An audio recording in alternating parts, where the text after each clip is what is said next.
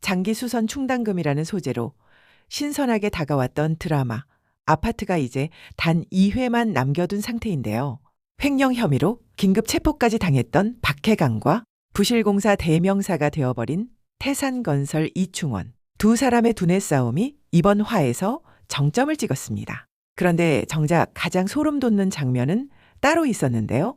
이충원이 박용만 앞에서 뜻밖에도 자기 얘기를 꺼냅니다. 철거촌에서 몽둥이 앞에 쓰러지던 어머니를 지켜봐야 했던 어린 시절. 그때 몽둥이를 든 놈을 발밑에 둬야 한다는 걸 깨달았다는 고백이었죠. 그런데 박용만은 위로 대신 전곡을 찌릅니다. 돈은 산더미처럼 쌓였는데 마음은 아직도 그 철거 현장에 떨고 있는 꼬마라며 온 세상에 독을 뿌리고 다니는 가엾은 꼬마라고 긁어버리는데요. 이 한마디에 제대로 상처받은 이충원. 곧 죽을 양반이 말이 심하다며 받아치더니 박용만의 호흡장치 선을 그대로 끊어버립니다. 그렇게 박용만은 세상을 떠나고 마는데요.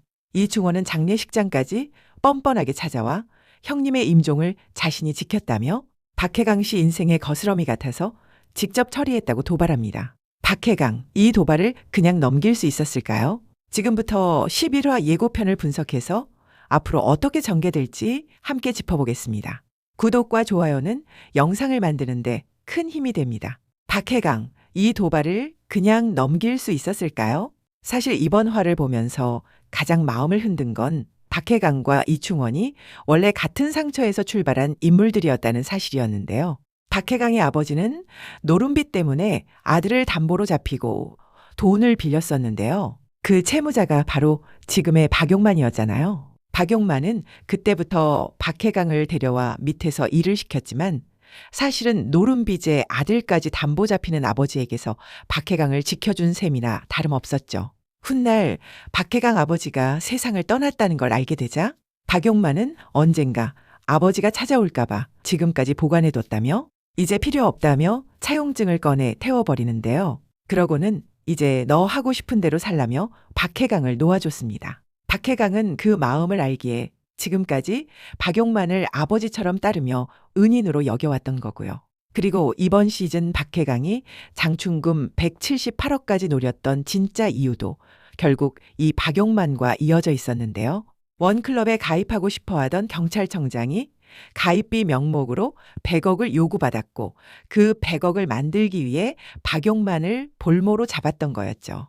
평소 경찰들과 공생관계로 현금을 상납해 오던 박해강이었기에 그들에게는 박해강 자체가 황금알을 낳는 거위였던 셈인데요. 뭘 요구해도 박용만 형님을 위해서라면 만들어 올 거라고 생각했던 거죠. 그게 100억이라도 말이에요. 그때 아파트에 돈이 있다는 얘기를 들으면서 구속된 박용만 형님을 구하기 위해 이 모든 일이 시작된 거였습니다. 그만큼 박해강에게 박용만은 친아버지 같고 친형 같은 존재였는데요. 그리고 지금 함께 살고 있는 동생들한테도 친가족 못지않은 정을 느끼며 소중하게 생각하는 인물이라는 게 박해강이라는 캐릭터를 계속 지켜보게 만드는 이유이기도 하죠. 반면 이충원도 처음부터 금수저는 아니었다는 건 다들 알고 계실 텐데요. 이충원에게도 가슴 아픈 유년 시절이 있었습니다. 이충원이 박용만의 병실에 찾아와서 이런 얘기를 했었죠. 우리 엄마도 그랬어요. 다 무너져가는 집구석 하나 지키겠다고 철거 용역들 몽둥이 앞에서 버텼거든요. 피 칠갑이 돼서 실려 나오는데 세상이 너무 조용하더라고요. 그래서 깨달았죠. 몽둥이를 뺏을 게 아니라 몽둥이를 든 놈을 내 발밑에 둬야 되는구나. 다시는 그런 상처와 서러운 일을 겪지 않으려면 더 강해져야 한다는 걸. 이충원은 그 어린 나이에 깨달아 버린 건데요. 문제는 강해지는 방식이 박해강과는 완전히 달랐다는 거죠. 박해강은 누군가를 사랑한다는 건 지켜주는 거라고 배웠고, 지켜주는 거라는 건 나를 희생해서라도 필요한 거라는 걸 배웠다면, 이충원은 돈과 권력이 사랑이고 나를 희생해서 지켜주는 건 어리석은 사람들이나 하는 거라고 받아들인 셈인데요. 이충원의 뒤틀린 욕망과 사이코패스 같은 성향은 어쩌면 이때부터 이미 만들어지고 있었던 건 아닐까요? 그리고 그 뒤틀린 성향은 그대로 현실로 터져 나왔는데요. 이충원은 박해강이 왜 100억이 필요했는지 이미 알고 있었는데요. 그리고 100억을 위해서라면 박해강이 무슨 일이든 할 거라고 생각했던 거죠. 그래서 눈엣가시였던 이중장부, 그리고 자신을 압박하던 강하정까지 함께 해치우려 했던 겁니다. 그런데 박해강도 이 모든 걸 이미 눈치채고 있었죠. 더 이상 이충원의 금고지기로 남지 않겠다는 정면 승부를 결심하는 순간이었는데요. 이충원이 원클럽 가입을 미끼로 경찰청장까지 움직이는 걸 보고 박해강은 이 모든 일의 배후에 원클럽이 있다는 걸 확신하게 됩니다. 대법관, 검찰총장, 민정수석, 공영일보, 대한민국을 통째로 방패막이로 쓰고 있었던 거죠.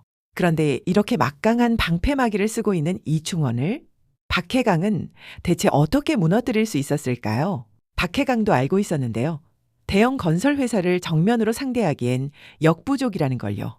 하지만 여론이라면 충분히 흔들 수 있다는 것도 알고 있었습니다. 그렇게 시작된 게 바로 부실 시공 논란이었는데요. 유치원이 부실 시공된 장면들이 100만 유튜버인 입주민을 통해 영상으로 공개되면서 순식간에 확산되기 시작합니다. 업로드된 영상 하나는 돈으로 내릴 수 있어도 이미 실추된 여론은 절대 되돌릴 수 없었죠.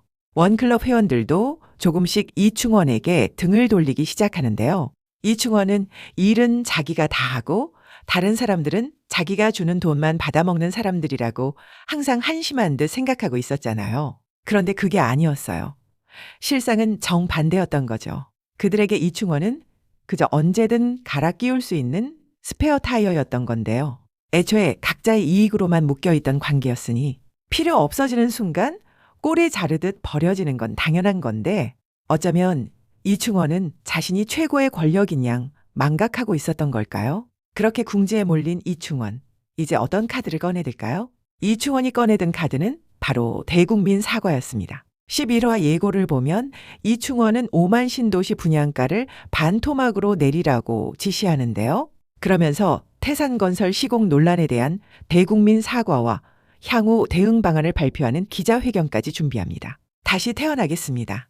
이충원이 카메라 앞에서 던진 이 한마디. 참 뻔뻔하게 들리지 않으셨나요? 영끌에서라도 우리 회사를 살려야 되는 거 아닙니까? 이사님? 이사들을 다그치는 이 장면에서 태산건설이 지금 얼마나 벼랑 끝에 몰려있는지가 그대로 드러나는데요. 박해강의 해머 한 방이 부실공사 프레임만 씌운 게 아니라 실제로 회사 존폐를 흔드는 수준까지 갔다는 뜻이죠. 그런데 박해강이 이 정도 반성쇼에 순순히 물러날 리 없는데요. 이미 원클럽까지 흔들리고 있다는 걸 확인한 이상 박해강은 이 사과 회견을 오히려 이충원을 더 몰아붙일 기회로 삼을 가능성이 커 보입니다. 대국민 사과로 여론을 잠재우려는 이충원과 그 틈을 놓치지 않고 진짜 약점을 파고들려는 박해강. 두 사람의 다음 수가 궁금해지는 지점인데요. 그리고 박해강이 진짜로 파고든 약점은 바로 태고원이었습니다. 기억하실 텐데요. 태고원은 이충원이 전 회장 서강원을 조용히 죽이고 매장한 바로 그 장소였죠. 박해강은 관리소장에게서 결정적인 단서를 듣게 되는데요. 장충금을 뺄 때마다 매번 태고원으로 갖다 줬다는 겁니다. 우리의 장충금 178억도 태고원에 있겠다고 생각한 박해강은 이 증거를 직접 찾아오기 위해 태고원으로 향하는데요. 태고원에서 박해강은 나무 이름표를 찍은 사진들을 이충원에게 들이밀며 압박하기 시작합니다. 나무마다 걸린 이름표가 참 예쁘다며 은근히 찔러보는 박해강에게 이충원은 죽고 싶어서 환장했냐며 발끈하는데요. 그러자 박해강은 이미 다 안다는 듯 파볼까요? 라고 되받아치는데요. 이 이름표 아래에 뭐가 있는지는 사실 조금 애매합니다. 전 회장 서강원이 묻히고 이름표가 달린 걸 생각하면 시체일 수도 있고 관리소장의 증언대로라면 돈일 수도 있죠. 어느 쪽이든 박해강의 도발은 제대로 통한 것 같은데요. 이충원은 곧바로 번호판을 전부 갈아 끼우고 흙 한 줌까지 남기지 말고 옮기라는 지시를 내립니다. 그런데 이때 이충원이 흘린 말이 하나 있었죠. 태산 본사 창고는 위험할 것 같다면서 상상도 못할 곳이 따로 있다는 건데요. 이 상상도 못할 곳이 어디일지 궁금해지는데요. 그런데 이 단어 자체에서부터 뭔가 반전이 있을 것 같은 느낌이 들지 않으신가요? 왠지 이게 이충원이 노리는 마지막 카드일 것 같은데요. 바로 현금 178억을 박해강의 사무실에 두는 게 아닐까 싶거든요. 지금 궁지에 몰린 이충원은 어떻게든 박해강한테 한 방 먹이고 싶을 텐데요. 자신을 벼랑 끝으로 몰고 있는 박해강을 아예 한 방에 보내버리고 싶은 거죠. 다른 사람이라면 어떻게든 돈을 빼돌려 지키려 하겠지만 이충원 정도의 스릴을 즐기는 사이코패스라면 돈보다는 자신을 무너뜨리려 했던 박해강이 무너지는 모습을 보는 그 짜릿한 순간을 더 원할 것 같은데요.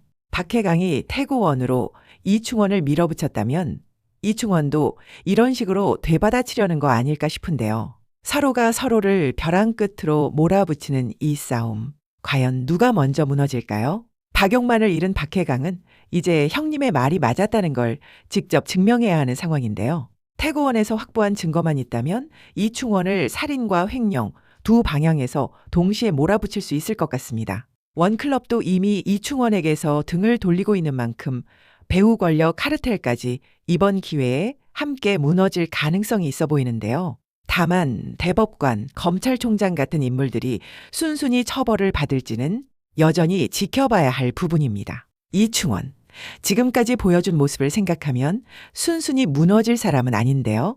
그런데 예고편을 보면 박해강 가족들이 총동원되어서 움직이는 모습이 보이거든요. 그리고 이충원의 움직임까지 살피는 모습도 보였고요. 여기서 또 하나의 반전을 짐작해 보자면 이충원이 박해강을 무너뜨릴 계획으로 현금 178억을 박해강 사무실에 가져다 두는 그 장면을 태고원에서부터 옮겨두는 모든 과정을 박해강 가족들이 이미 촬영해 뒀던 게 아닐까 싶거든요. 그렇다면 오히려 모든 증거가 고스란히 확보되는 셈이니까요. 앞으로 남은 마지막 2회까지 어쩌면 두 번의 반전이 더 있지 않을까 싶은데요. 장충금 178억이 결국 어디서 발견될지, 그리고 이 모든 판이 어떻게 마무리될지, 여러분은 최종화가 어떻게 끝날 것 같으신가요?